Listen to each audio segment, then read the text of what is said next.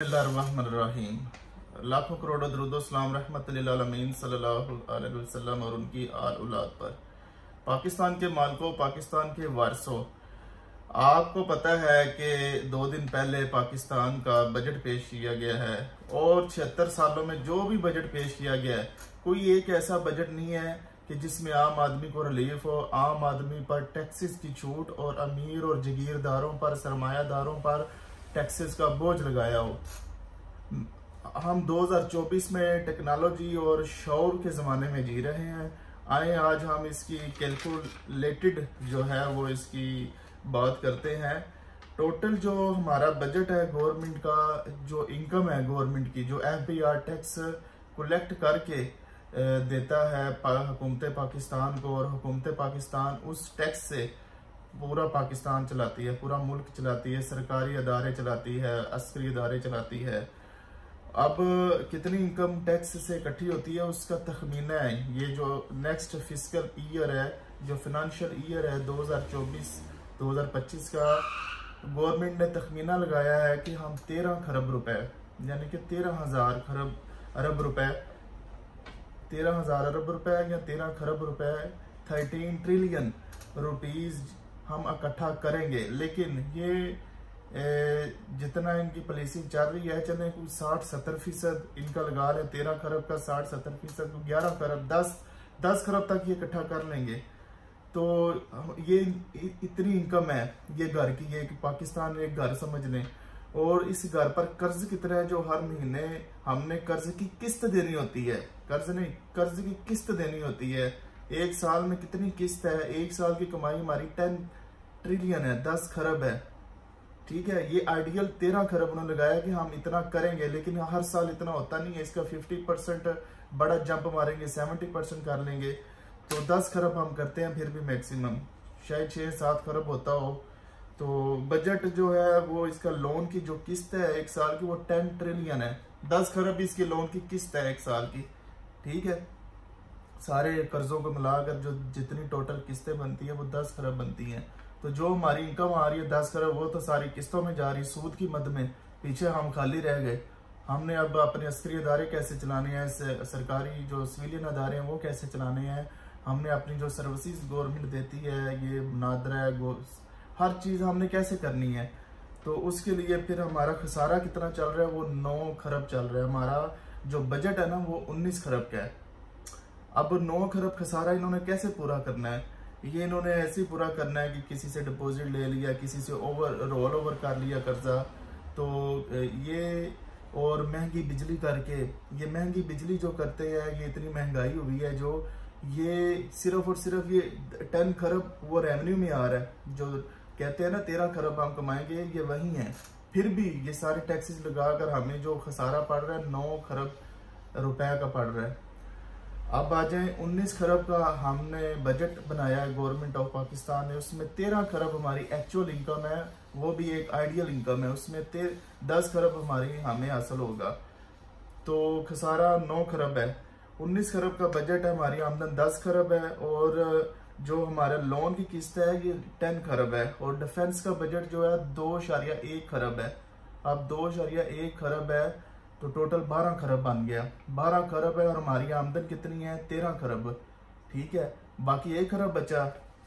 उस 1 खरब में हमने अब तरक्याती फंड भी, तलीम, सेहत, सूबों का, ये टोटल 19 खरब है। बाकी 8 खरब कहाँ से पूरा करेंगे?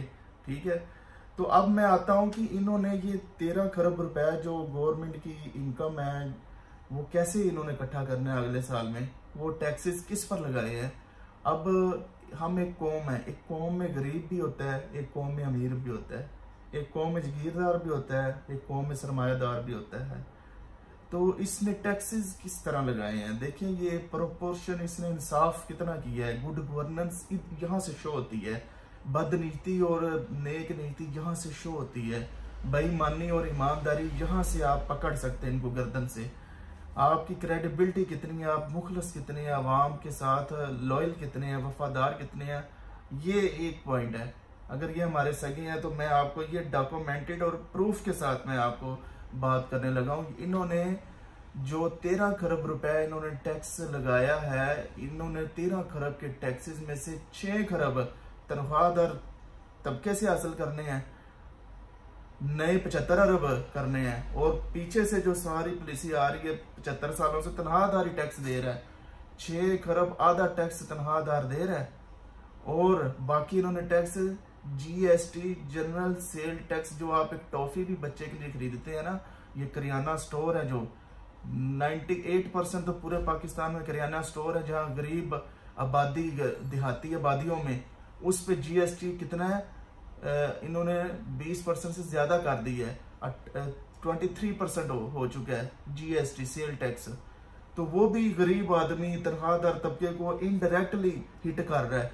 तो यानी कि बाकी वो जो 30% 50 ये हो गया तनख्वाहदार, और 30% और 30 से 40% जो है वो जीएसटी से इकट्ठा करना है इन्होंने, ये हो गया 80 से 90%। बाकी इन्होंने पेट्रोलियम की लेवी में करना है, जो इन्होंने हर साल बढ़ानी है, और बिजली के जो टेलीविजन फीस है, कोई यूपीटीवी फीस है, वो कोई करता है या नहीं करता, उन्होंने देना ही देना है फ्यूल एडजस्टमेंट में। फिर इन्होंने वो क्या नाम है, बाकी इन्होंने 2 तबके छोड़ दिए हैं, उनसे उन्होंने टैक्स कोई नहीं हासिल किया, एक जगीरदार, दूसरा सरमायादार। सरमायादार किसको कहते हैं? जो हमारे रियल स्टेट सेक्टर के बड़े बड़े मगरमच्छ हैं, जिनके पास कौमी दौलत का सबसे ज्यादा हिस्सा उनके पास कब्जे में है। और दूसरा जगीरदारों का, जगीरदार की इनकम पूरी फुल जीडीपी की, ये हमारी आम सादा गालियां निकालने वाली जो अवाम है ना, सियासी पार्टियों को एक दूसरे को गालियां निकालते हैं जी करप्ट चोर, ये उनको बातें समझ नहीं आएंगी। ये समझना जरूरी है, क्योंकि यूरोप की अवाम को ये इंडिकेटर्स जो कैलकुलेशन है ना, ये समझ है, इसलिए वो बाहर निकलती है। नफरत और गालियां देने के लिए नहीं निकलते, इस्तीफा लेने के लिए नहीं निकलते। वो कहते हैं हमारा ये मसला है, इसको मसले को हल करें।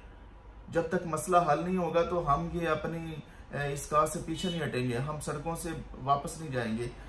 तो ये जगीरदार पूरी कौमी आमदन जो है हमारा जीडीपी है उसका 30% 30% कमाई जगीरदार करते हैं, उनकी आमदन है।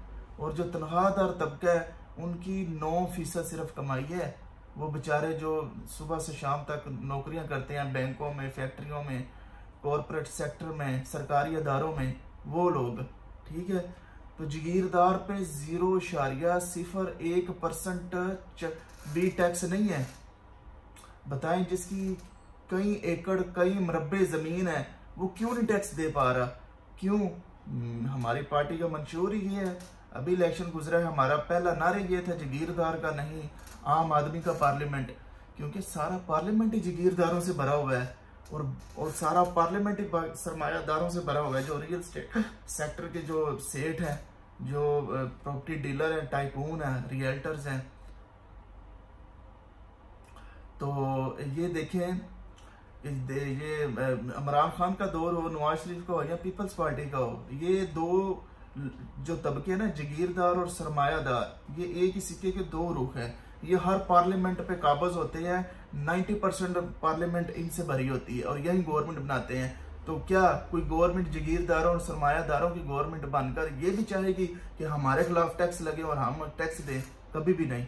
76 सालों से जैसे अंग्रेज के दौर में जो वर्किंग क्लास थी, जो काम करने वाले लोग थे, गरीब लोग थे, वो जगीरदारों के हिस्से का काम करते रहे हैं, उनके हिस्से का अरबों डॉलर का टैक्स देते रहे हैं। आज भी हम उसी हालत में खड़े हैं, क्योंकि अंग्रेज ने वो जो निज़ाम बनाया था, हम आज उसी निज़ाम को चला रहे हैं। हम शख्सियात तब्दील हो गई है, लेकिन हम निज़ाम के गुलाम तब भी उसी निज़ाम के गुलाम थे, और निज़ाम के हम अभी भी इसी निज़ाम के गुलाम हैं। देखिए, निज़ाम से आज़ाद नहीं हुए, हम शख्सियात से आज़ाद हुए हैं, हम मुल्क से आज़ाद हुए हैं, हम अंग्रेज़ों से आज़ाद हुए हैं। हमें निज़ाम से आज़ाद करवाना होगा अब इस मुल्क को, इस कौम को। कौम क्या है? गरीब लोग हैं। असल में आज़ादी निज़ाम की, इस निज़ाम में कौन है? जगीरदार और सरमायादार हैं। ये कैसे निज़ाम आज़ाद होगा? जब आप गरीब लोग इनके खिलाफ सड़कों पे निकलेंगे, इनको आप जूते मार के भगाएंगे जगीरदारों को, इनको सरेआम इनको फांसियां देनी है, सरों में गोलियां जगीरदारों सरमायादारों को मारनी है, ठीक है, क्योंकि ये आपकी पार्लियामेंट पे काबज हैं। ये खुद पर टैक्स नहीं लगाते। अब ये तनख्वाहदार और गरीब लोगों पे सेल टैक्स और तनख्वाहदार तबके पे इनकम टैक्स इन्होंने लगा के कमर तोड़ दी है। फिर बिजली के और दूसरे टैक्सेस, गैस के अलग हैं, पेट्रोल के टैक्सेस अलग हैं। तो आप कब तक मुंह देखते रहेंगे? आपको हर कोई, इमरान खान ने बेवकूफ़ बनाया। इमरान खान की सारी जो पार्टी में जागीरदार थे, फ्यूडल्स थे, तो लैंड रिफॉर्म्स ना इमरान खान के दौर में हुई, लैंड रिफॉर्म्स ना नून लीग तो है ही टोटली जागीरदारों की है। पीटीआई में फिर भी 5% कोई मिडिल क्लास लोग होंगे, लेकिन और पीपल्स पार्टी खुद जागीरदार है, सारी जागीरदारों की वो पार्टी है। तो ये आज तक लैंड रिफॉर्म्स क्यों नहीं हो सकी, जमीनी असलाहत क्यों नहीं हो सकी? क्या कोई अपने खिलाफ भी, मैं हुकूमत में आऊं तो मैं अपने खिलाफ असलाहत कर सकूंगा? कब मैं करूंगा? क्या मैं अपना नुकसान खुद करूंगा? कभी भी नहीं। जब तक गरीबों की जमात नहीं आएगी, उसकी जमात की हुकूमत नहीं आएगी, तब तक इनको कोई पटा नहीं जागीरदारों को डाल सकता। ठीक है, ये सोई हुई गाफिल कौम है। तो ये तनख्वाहदार तबका जो अपना बेचारे कुछ बच्चों के लिए कल को शादी ब्याह करने के लिए आप कुछ घर बना ले, अगर प्लाट लेकर कोई 5 मरले का, अभी तो नामुमकिन है। अगर कोई बना भी ले जो मिडिल क्लास है, तो उस पर इन्होंने मजीद टैक्स लगा दिए। क्या कभी आपने ये कहा है कि 20 मरले तक हमने, या 10 मरले तक घर को छोड़कर जो 10 मरले से ऊपर अमीर लोगों के हैं उन पर हम टैक्स लगाते हैं? इनको तो इस तरह चाहिए था। और ज़राई ज़मीनों पर टैक्स लगाते हैं, और ज़राई इनकम पर टैक्स लगाते हैं, ज़राई अजनास पर टैक्स लगाते हैं। इतना कभी ये सुना है आपने? बिल्कुल नहीं सुना, क्योंकि ये तो सारे जागीरदारों के सारी बेनिफिशरी हैं। इसके जागीरदार भूखे भूखे मर जाएंगे और गरीब लोग खुशहाल हो जाएंगे। इस सरमायादाराना निज़ाम और जागीरदाराना निज़ाम यही है कि जब ये सियासत से खात्मा होगा तभी हम खुशहाल होंगे। ये कर्जों के दलदल में जो हम जकड़े हुए हैं, ये गरीब लोग, हम टैक्स पे कर रहे हैं, ये हम कर्जे को सूद किस्तें दे रहे हैं। अब देखिए 12% टैक्स उन्होंने 5 मरले प्लाट पे और घर पे उन्होंने 12% टैक्स लगा दिया, और 5% जो ड्यूटी है वो लग गया। 17% टैक्स जो है ना वो आपने देना ही देना है। इसके अलावा म्यूनसिपैलिटी कमेटी जो होती है, उन्होंने सफाई का भी, वो जो मरियम नवाज ने ऐलान किया है, वो भी देने ही देने हैं, वो अलग से हैं। तो किताबें जो गरीब 3 करोड़ बच्चे स्कूलों से बाहर हैं, गरीबों के जो लोग, इनको जागीरदारों को, सरमायादारों को, ये जो अंग्रेजों के IMF अभी भी अंग्रेजों के गुलाम है ना, तब भी अंग्रेजों के गुलाम थे जागीरदार, और हम बीच में पिसते थे। ये दोनों तबके आपस में मिलकर हमें इस्तेमाल करते थे, गरीबों को। ठीक है, आज भी IMF अंग्रेजों की है तो उसके साथ मिलकर हमें इस्तेमाल कर रहे हैं। आज हम जो किताबें पढ़कर हमारे गरीब के बच्चे अफसर ना बन जाए, हम जो अफसर बनते हैं, चलो सियासतदान तो नहीं बनते, कोई एक आधा, चले 100 में से कोई एक आधा गरीब का बच्चा कोई अफसर ही, CS अफसर, PMS अफसर, ISS भी अफसर ही बन जाता है, इंजीनियर डॉक्टर ही बन जाता है। ठीक है, अपने बलबूते पे। तो अब वो भी ना बने। उन्होंने 15% टैक्स जो है 10 से 15% किताबों पे और बेकरी पे लगा दिया है। हाँ, कोई गरीब का बच्चा डबल रोटी भी ना खा सके। हाँ, और उन्होंने फिर टैक्स, जो गरीब का बच्चा टेक्नोलॉजी की मदद से मोबाइल पे, यूट्यूब पे लेक्चर ले या टेक्नोलॉजी का फायदा उठाए, तो गरीब लोग टेक्नोलॉजी से ऊपर आते हैं ना, तो 18% उन्होंने मोबाइल कम कर दी, महंगे कर दिए, 18% टैक्स नया लगा दिया। ठीक है, तो इन्होंने इस तरह चाहिए था जिनकी इनकम महाना 4-5 लाख से ज्यादा है उन पर टैक्सेस, उनके लिए मोबाइल महंगे करें, उनके लिए आप पेट्रोल महंगा करें, उनके लिए घरों के टैक्स लगाएं, उनके लिए आप बिजली महंगी करें, गरीबों को छोड़ दें। इससे क्या फायदा होगा? मुल्क खुशहाल होगा, गरीबों की हौसला अफजाई होगी। लेकिन नहीं, क्योंकि ये अंग्रेजों के गुलाम है, ये यही जागीरदार है, इन्होंने हुकूमत संभाली हुई है। ये सिर्फ चेहरे चेंज होते हैं, ये वजीर मशीर ये सिर्फ है, तो पीछे से वही होता है जो जागीरदारों की पॉलिसी है, जो सरमायादारों की पॉलिसी है। आप सोच लें, मलक रियाज देखें, हर दौर में हर हुकूमत के साथ होता है, और मलक रियाज के नीचे सारे जितने सोसाइटियों के मालिक हैं उसके पीछे हैं वो। ये पूरी एक यूनियन, पूरी एसोसिएशन है, मलक रियाज उसका सरबराह है। पूरे प्रॉपर्टी डीलर हैं, जो प्रॉपर्टी डेवलपर है पाकिस्तान में, लैंड डेवलपर हैं, वो उनका बाप है मलक रियाज। और जागीरदारों के जो बाप है वो सारे पार्लियामेंट में बैठे हुए हैं, एक एक MN जागीरदार है। तो ये जो है, फिर उन्होंने गरीब ज्यादा नॉन फाइलर है, गरीबों पे उन्होंने 45% टैक्स लगा दिया कि आप बाहर सफर भी नहीं कर सकते गरीब लोग। ठीक है, तो गरीबों पे जमीन तंग कर दी गई है, और जगीरदारों और सरमायादारों के लिए जन्नत है। पाकिस्तान जगीरदारों और सरमायादारों और क्रिमिनल लोगों के लिए, टैक्स चोरों के लिए ये जन्नत है जी। इसका कोई कुछ नहीं हो सकता, कोई कुछ नहीं बिगाड़ सकता। ये बहुत ताकतवर लोग हैं, ये बहुत ज्यादा ताकतवर लोग हैं। ये कहते हैं एस्टेब्लिशमेंट ताकतवर है, ये एस्टेब्लिशमेंट में खुद के लोग बैठे हुए हैं। एस्टेब्लिशमेंट में कौन लोग हैं? वो भी जगीरदार हैं। ये जगीरदारों का जो पाक फौज में भी भर्ती नहीं होनी चाहिए और सिविल अदारों में भी बड़ी पोस्टों में भर्ती नहीं होनी चाहिए, क्योंकि ये इस्तेहसाल करते हैं गरीबों का। जो भी जगीरदार है पाबंदी लगनी चाहिए, इनको नौकरियां नहीं मिलनी चाहिए। ठीक है, तो ये जो है ना हमारा पाकिस्तान का बजट है, और जब तक आप लोग नहीं निकलेंगे कोई इनकलाब नहीं आएगा।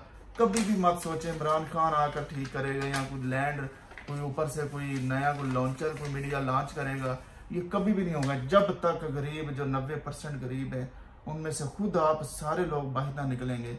आप कफन सर पे बांध कर नहीं निकलेंगे, कभी भी ये इनको पटा, ये कभी भी इनकलाब नहीं आ सकता। इनको पार्लियामेंट से घसीट कर हमने बाहर निकालना है, इनको शाहर दस्तूर पर हमने गोलियां मारनी है। ये क्रिमिनल है, ये जालिम है,